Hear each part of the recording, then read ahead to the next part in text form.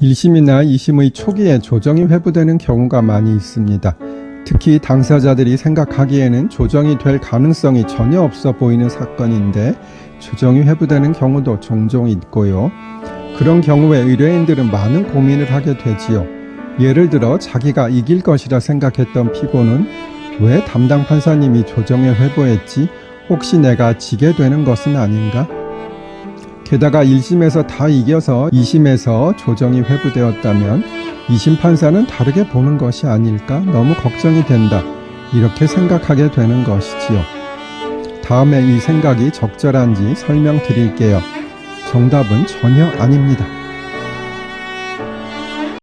전의 쇼츠에서 이어집니다. 의뢰인들이 생각하기에는 조정이 될 가능성이 전혀 없는 사건인데 조정에 회부된 경우 판사들이 어떤 심증을 가지고 조정에 회부한 것인지 깊이 생각을 하는 경우가 많다고 설명드렸어요. 그러나 그렇게 조정 회부에 대해서 깊게 의미를 부여할 필요가 없고요. 그 이유를 설명드릴게요.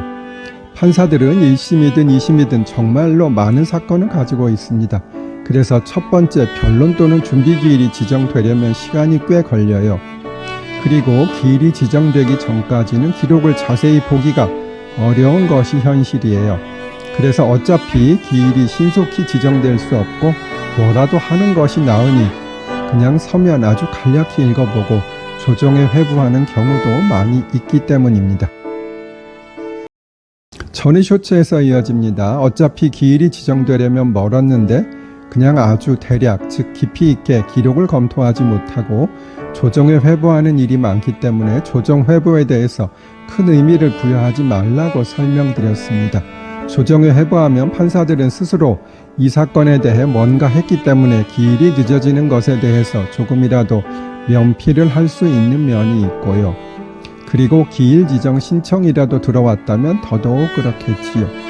게다가 사건 10건을 조정을 보내서 한 건이라도 해결되면 본인의 노력은 거의 없이 사건이 하나 종결되는 것입니다. 그리고 조정이 꼭 서로의 양보를 요구하는 것도 아닙니다. 다음 쇼츠에서 조금 더 설명드릴게요. 조정 회부의 의미 설명드리고 있어요. 만약에 원고 청구가 누가 봐도 기각될 사건이라면 판사는 피고가 일부 양보를 해서 실질적인 조정이 성립되는 것이 아니라 원고는 이 사건 소를 취하하고 소송 비용은 각자 부담으로 한다 라는 조정을 할 수도 있고요. 물론 굳이 따지면 피고는 정말 이긴다면 나중에 원고에게 소송 비용을 받아낼 수도 있겠지만 신속히 종결이 된다면 소송 비용 정도는 양보할 수 있다고 생각하는 피고도 많겠고요. 또 일반인들은 상대방으로부터 소송 비용을 받는 것을 모르는 경우에는 내가 이기는 조정이라 느끼면 소송 비용 정도는 신경 쓰지 않고 조정을 수용할 수도 있겠지요. 그리고 1심에서 전부 진 피고에게 피고는 이 사건 항소를 취하한다. 소송 총 비용은 각자 부담한다. 라는 조정도 위와 같은 맥락에서 가능합니다. 예물이나 예단은 혼인의 성립을 증명하고 당사자 내지 양가의 정리를 두텁게 하려는 목적으로 이루어지는 민법상 증여와 유사한 성질을 가진 것이겠지요. 증여와 유사하다고 보는 것은 조금은 다른 면이 있다는 것을 전제로 하는 것이겠고요.